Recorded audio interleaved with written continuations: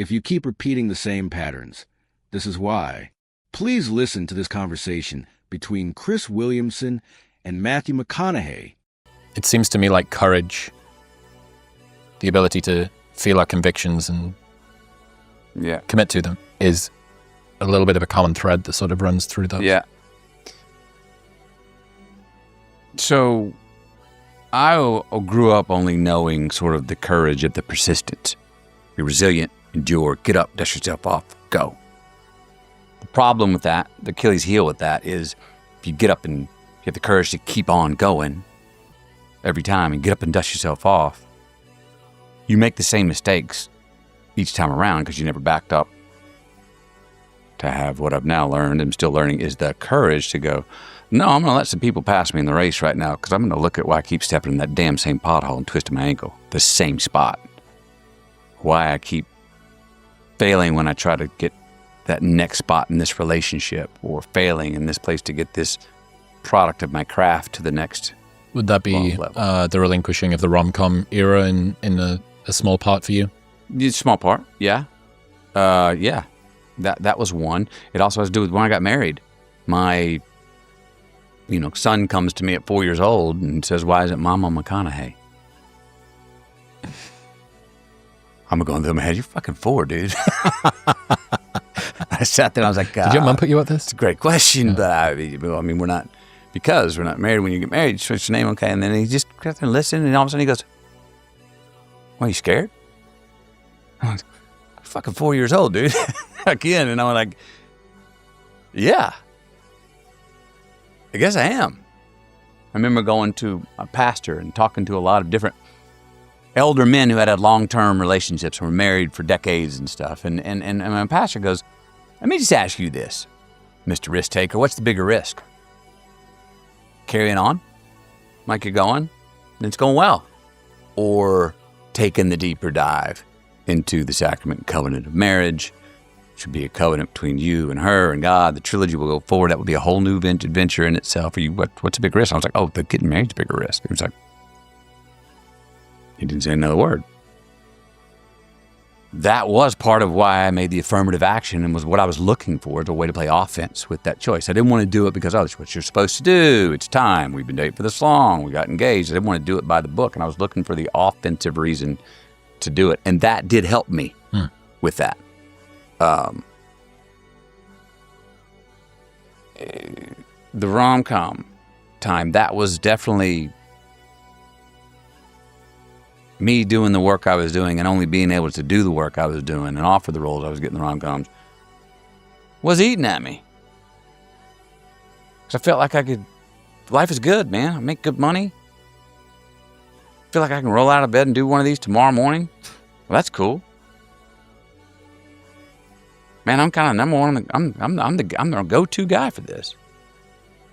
But I wasn't. I was countered by, I had met Camilla, fallen in love. She's now pregnant with her first child. So that, my life was extremely vital. And I was alive, cried harder, laughed louder, felt more joy, all those things. But my work was like, all right. And I was like, well, I wish my work could be as challenging or as vital as my life. And I remember looking in the mirror going, well, be glad right now. Appreciate that it's not the other way around. But can I have my work challenge my lifestyle in this vitality? Yeah, if I do some dramas I want to do, well, those aren't coming. All right, if I can't do what I want to do, let me quit doing what I was doing. Now that was, I think, yeah, it was definitely courageous. I did honestly think I'd written myself a one-way ticket out of Hollywood. People close to me, basically almost everybody besides my wife, was like, what is your major malfunction, little brother? You got it made. Why are you throwing a jackknife in this stuff where you're tripping yourself running downhill, man? You did it.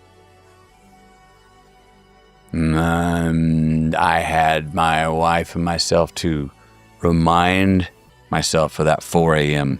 clarity that I had in tears when I was like, no, I'm rolling the dice. I'm sticking with it.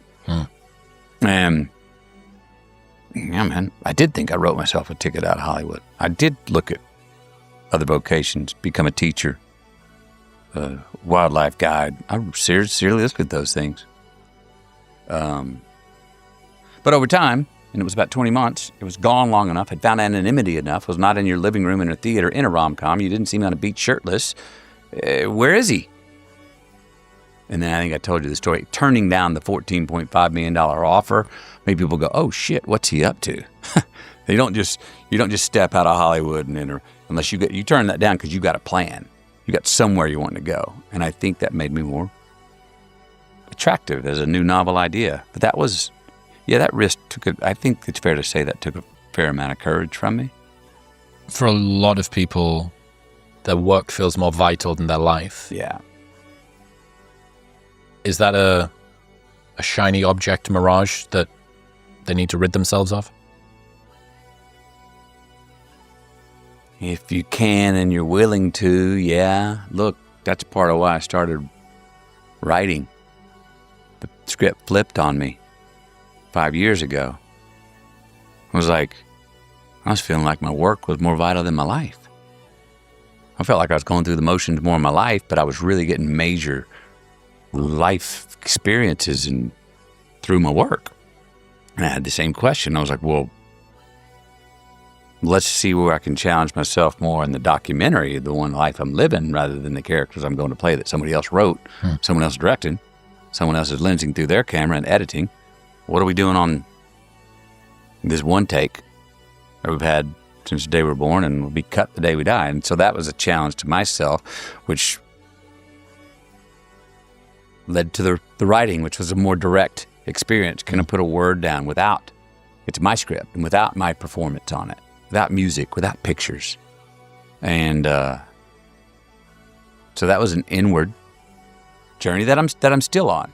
And now I think I'm trying to want to do both of them. I just did a couple movies. Geez, I was reminded how much I love it. It felt like frickin' vacation, going to act again. To have a singular obsession like that was like, it was a vacation for me. And I did good work. I don't mean like it was laying back with a pina colada.